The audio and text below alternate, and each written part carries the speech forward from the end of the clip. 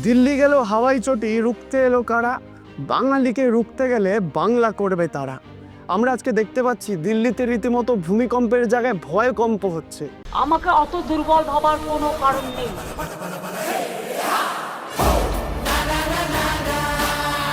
Daily घबरा गया है, इसी के लिए हम आते हैं तो घबरा जाता है।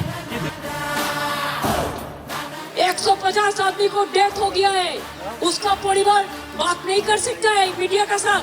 दिल्ली में जमींदारी चल रहा है, गरीब लोगों के लिए कोई जगह नहीं है। কেন? কারণ বাংলার বাঘিনী, বাংলার নেত্রী, বাংলার মুখ্যমন্ত্রী মমতা বন্দ্যোপাধ্যায় আজকে দিল্লিতে গেছেন। সেই 50 জন এসআইআরের হেনস্থার শিকার মানুষকে নিয়ে গেছেন এবং সেখানে গিয়ে আমরা দেখতে পাচ্ছি যে বঙ্গভবনের বাইরে মমতা বন্দ্যোপাধ্যায় পৌঁছানোর আগে কারি পুলিশ, ভর্তি পুলিশ, সব মমতা বন্দ্যোপাধ্যায় পৌঁছানোর আগে এখানে গিয়ে অ্যাটেনশন পজিশনে দাঁড়িয়ে আছে। আর মমতা বন্দ্যোপাধ্যায়কে আপনারা ভয় পান। আরে ইডি বাংলায় এসে মমতা বন্দ্যোপাধ্যায়কে ভয় পায়। মমতা বন্দ্যোপাধ্যায় যখন দিল্লিতে যাচ্ছে, দিল্লি পুলিশ মমতা বন্দ্যোপাধ্যায়কে ভয় পাচ্ছে।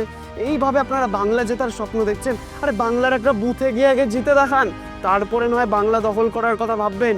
এবং তারপরেও আমি আপনাদের একটা কথা বলি, অনেক ইডি হলো, অনেক দিল্লি পুলিশ হলো, অনেক সিবিআই হলো, অনেক তদন্তকারী সংস্থা হলো, তোমার দেখা নাই রে বাবা, তোমার দেখা নাই।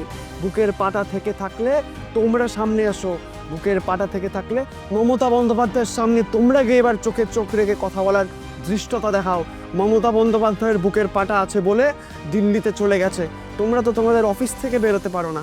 মমতা বন্দ্যোপাধ্যায় 1000 কিলোমিটার দূরে বাংলা থেকে তোমাদের রাজ্যে গিয়ে তোমাদের কাছে প্রশ্ন করে আসছে, তোমাদের উত্তর দেওয়ার ক্ষমতা নেই। এইভাবে তোমরা বাংলা জিতবে? তোমরা আগে বাংলার একটা পরিবারের বাড়িতে এসে একটা বাংলার মানুষের মন জেতার ক্ষমতা দেখাও, তারপরে না হয় তোমরা বাংলা দখল করার কথা ভাববে। জয় বাংলা।